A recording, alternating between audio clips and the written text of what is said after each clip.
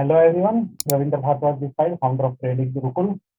सो नए financial year की starting हो चुकी है, लेकिन शुरुआत कुछ अच्छी नहीं रही है। आज मार्केट अच्छी खासी नेगेटिव बंद हुई है, लगभग 300 पॉइंट से ज्यादा का फॉल आया है मार्केट में। तो अभी कंसर्न ये है कि पिछले 5-6 महीने से तो हम देख रहे थे बाजार वीक थे। मार्च महीना हमने अक्टूबर के बाद से मार्च महीना एक ऐसा देखा जो पॉजिटिव क्लोजिंग दिस मंथ में आई।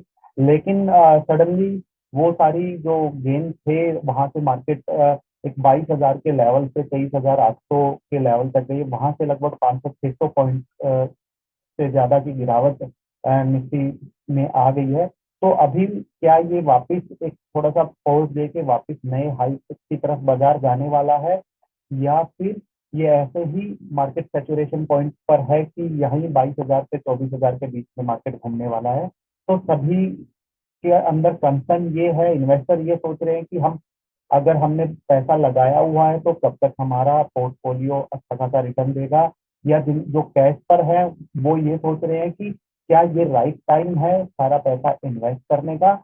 और ट्रेडर ये सोच रहे हैं कि मार्केट में किस डायरेक्शन पर बैठा जाए। तो आज हम यही इस मार्केट पर क्या व्यू रहने वाला है इस महीने, और मार्केट क्या कर सकती है, तो कुछ हम टेक्निकल और मार्केट के बारे में बात करते हैं। तो सबसे पहले मैं निफ्टी का चार्ट ओपन करता हूँ। ओके, तो ये निफ्टी का डेली चार्ट है। अगर आप देख रहे हैं तो यहाँ पर देखिए एक अच्छा खासा 6 महीने से 5-6 महीने के मार्केट में जब ये हाई लगा था सितंबर में, तो उसके बाद से मार्केट ने काफी बड़ा एक फॉल दिया था, जो कि निफ्टी को लेके आया था 22,000 तक। सितंबर, अक्टूबर, नवंबर, दिसंबर, जनवरी, फरवरी, मार्च महीने में ये रैली स्टार्ट हुई। मार्च के फर्स्ट वीक से 4 मार्च से रैली स्टार्ट हुई, और पूरा महीना अच्छे खासे मार्केट अपने महीने के टॉप लेवल के आसपास क्लोज हुआ। तो आज जो 1 अप्रैल है, आज एक शार्प सेलिंग हुई है। अगर मैं डे हाई से बात करूं मार्केट में, जो आज मार्केट ने हाई लगाया था, वो ऑलमोस्ट 565, 23,565 का हाई लगाया था, और वहां से 23,140 के आसपास का लगभग 400 पॉइंट मार्केट ने ऊपर से गवाए। 400 पॉइंट की एक मंदी आई है। तो यहाँ से मार्केट क्या रहने वाला है, हो सकता है कि बाजार यहाँ से जो उठना स्टार्ट हुआ था यहाँ आए, यहाँ पहुंच ले, और यहाँ से वापिस एक पोजीशन नहीं स्टार्ट हो। या फिर चांसेस ये भी हैं कि बाजार यहाँ से जो मंदी आ रही थी, ये डाउन ट्रेंड, यहाँ से एक लोअर हाई लगाए और बाजार वापस यहाँ से ये लो ब्रेक करे। तो मार्केट है, पॉसिबिलिटी हर चीज में होती है, हमें अपना रिस्क मैनेजमेंट कंट्रोल करके चलना है। और क्योंकि मार्केट के ट्रेंड के साथ चलना है, कि मार्केट के ट्रेंड के साथ अगर चलेंगे तो पैसा बनने के चांस है। अगर हम मार्केट से जिद लगाएंगे, मार्केट ट्रेंड के अगेंस्ट चलेंगे, तो कोई भी पैसा नहीं बना सकता। तो सबसे पहले अपने आप को हर चीज के लिए प्रिपेयर कर लेना है, वो हम समझते हैं। अभी डेली चार्ट पे मैंने एक लेवल दिया था, अगर लास्ट मंथ आपने वीडियो देखी हो, 21,600 से 22,000, 21,800 से 22,000 में मैंने बाय भी दिया था, और 23,800 का टारगेट दिया था। तो बड़ी ही अच्छी 800 से 1,000 पॉइंट की रैली हमने कवर की। और जैसे ही मार्केट में 23,800 लगाया है, वहां से अगर आप मेरा टेलीग्राम चैनल या यूट्यूब वीडियो देखोगे, तो हमने 23,800 के आसपास आके अपनी सारी तेजी की पोजीशन काट ली थी। इनफैक्ट जो अगर कुछ ट्रेड ली थी, तो वो हमने बियरिश साइड, मंदी की साइड की ही कुछ ट्रेड ली थी। और आज भी जैसे मार्केट गिरी है, तो आज भी मार्केट में मंदी का सिग्नल है, हमने फ्राइडे को भी मंदी की ही पोजीशन पर बैठ की। तो अभी क्या लग रहा है, अगर मैं बात करूं डेली चार्ट की, तो डेली चार्ट पे जो मार्केट आई है ऑलमोस्ट अपना, अगर मैं ये पूरा रिट्रेसमेंट देखूं ये एरिया का, जहां से मार्केट गिरी थी 26,000 से, तो 38% के आसपास का रिट्रेस करके मार्केट नीचे आई है। अब मार्केट यहाँ पर अगर ये इतनी शार्प रैली आई थी, यहाँ पर नियरेस्ट मेरे को कोई बहुत बढ़िया सपोर्ट नहीं दिख रहा, अनटिल अनलेस ये area which is near 22,600 to 22,300, 22,600 से 22,300 का ही मेरे को एक सपोर्ट लग रहा है। अगर मेरे को वापस पोजिशनल तेजी बनानी होगी, तो मैं दो सिनेरियो में क्रिएट करूंगा। या तो बाजार 23,800 से ऊपर आए, या फिर बाजार 22,600 के आसपास आए। तो यहाँ मार्केट क्या इशारा करती है तब मैं पोजिशनल या स्विंग ट्रेड बनाऊंगा, अदरवाइज मेरा इंटरेस्ट रहेगा इंट्राडे ही करने में।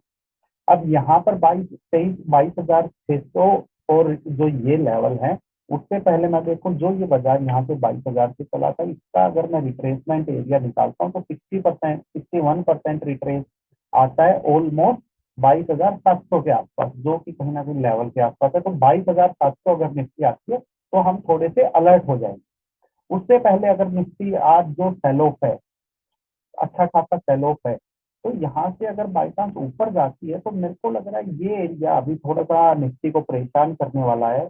अब जो 22,800 का लेवल था वो थोड़ा सा रेजिस्टेंस शिफ्ट होकर 22,650 660 के आसपास, ये एरिया थोड़ा सा मार्केट को परेशान कर सकता है, 600 650। अगर यहाँ से ऊपर जा सकती है फिर थोड़ा सा सेलिंग प्रेशर देखने को मिल सकता है या रेंज बाउंड हो सकती है।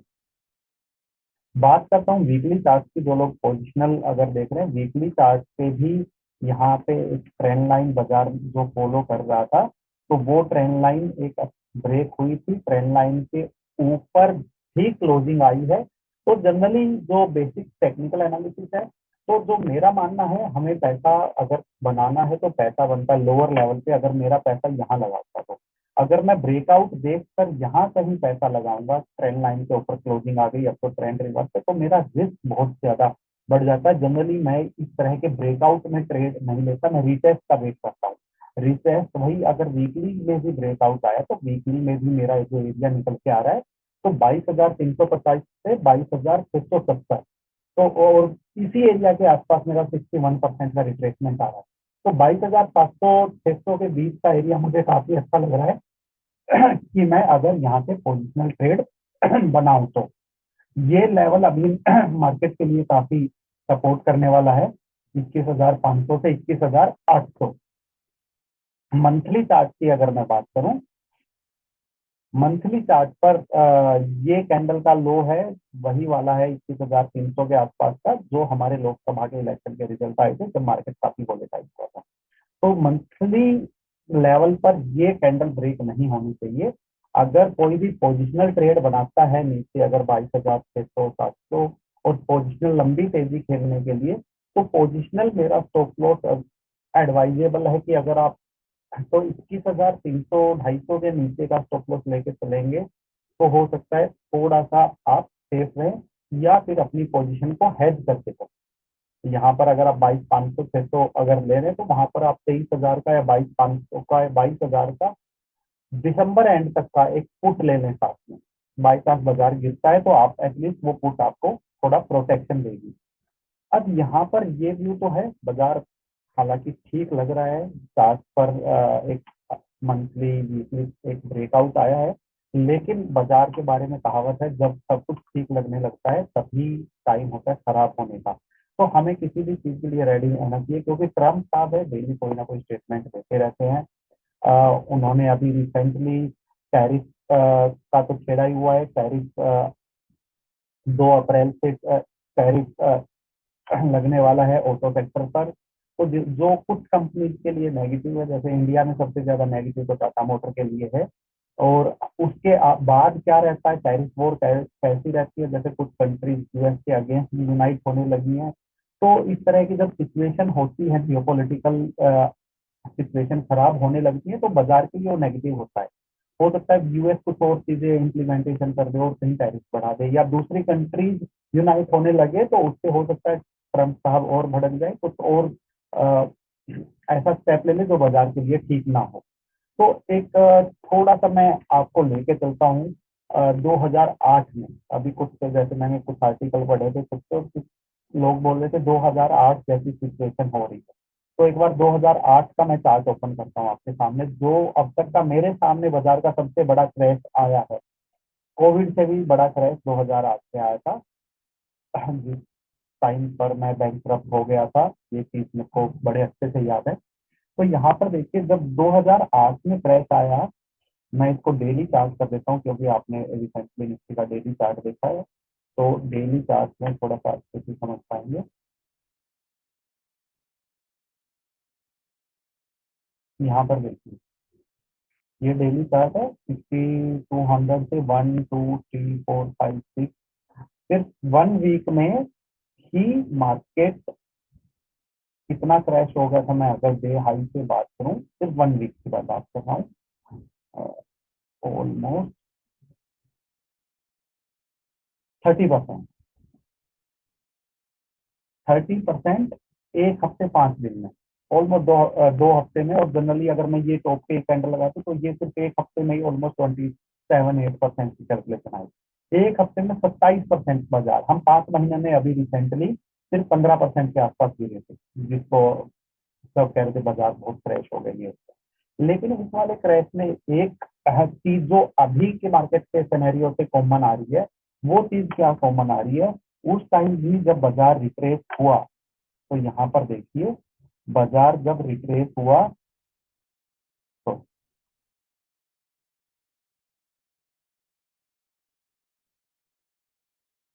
बाजार यहाँ से रिट्रेस हुआ अपना 50% के आसपास, दोबारा एक बार उसकी लेवल पर आया, और जैसे अभी बाजार आया 38 टू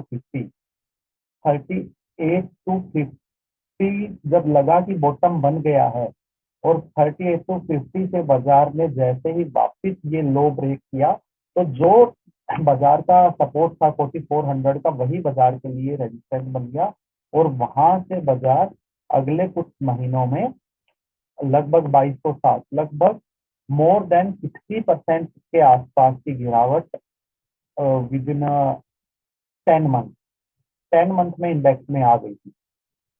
और अच्छी खासी कंपनी वहां से बाजार से निकल गई थी। अभी क्या ऐसा लग रहा है कि 2008 आने वाला है या वैसा कुछ हो गया है, तो जनरली उसका मेरा जवाब है नहीं, क्योंकि 2008 वाला सीन अभी नहीं है। क्योंकि जो अपनी 5 महीने में जो गिरावट आई है ना बाजार में, अगर मैं 2008 की ही बात करूं, और इतनी गिरावट होने के बाद भी, 60% इंडेक्स गिरने के बाद भी, जो अच्छी फंडामेंटल कंपनी थी, जैसे रिलायंस का मैं नाम लेता हूँ, 2008 में रिलायंस कितना गिरा था,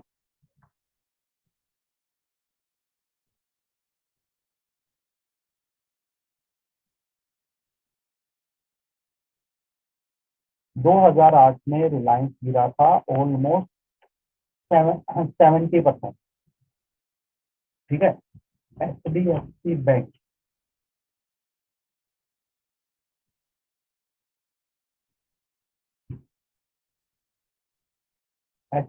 बैंक अपने हाई से गिरा था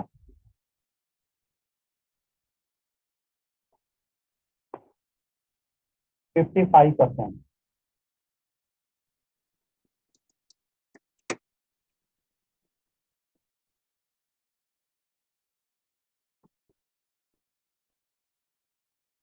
टीसीएस है, टीसीएस में गिरावट आई लगभग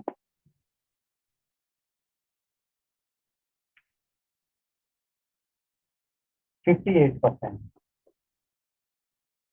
तो जनरली मैं एवरेज लेके चलता हूँ, 50% के आसपास तक स्टॉक गिर गए थे उस सिनेरियो में। लेकिन अभी जो हमारी करेक्शन आई है, 30 से 40% तो स्टॉक अब भी गिरे हुए हैं। अभी अगर मैं रिलायंस अभी इस सिनेरियो में की बात करूं, तो रिलायंस अपने हाई से, रिलायंस करेक्ट ऑलरेडी हो गया था।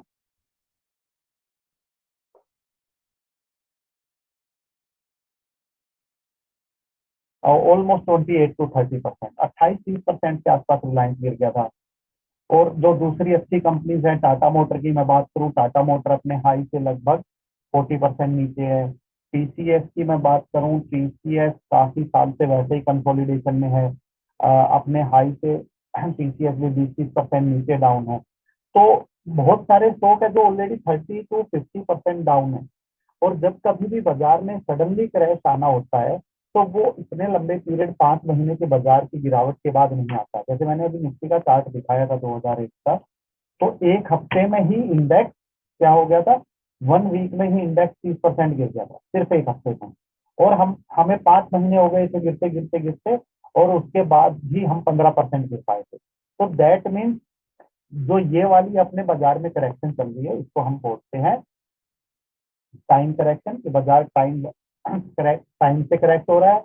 उसके साथ जो कंपनीज की वैल्यूएशन है वो करेक्ट हो रही है, क्योंकि जब बाजार में ये कोविड के बाद तेजी आई थी और ये अनाप शनाप मार्केट भागी थी, तो उसमें बहुत सारी कंपनी ओवर वैल्यूड हो गई थी।